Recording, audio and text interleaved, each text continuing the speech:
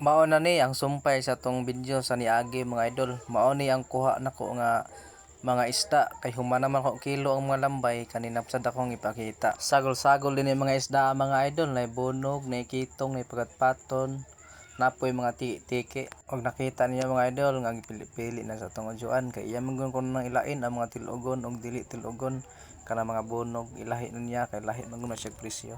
Kani nga itong pagpanamon mga idol, maubay-ubay tagkuha ni nagrasyahan kita. Kay basta hunas gani isda gidaghan. Kay kung hunas wala man gyud lambay magpakita. Mutago mo na sila sa mga kalapukan mga idol. Ug mao dinhi gitawag tiki sa mga probinsya mga idol, pero diri sa among gipuy-an karon ang tawag ani mo na siya sunugan.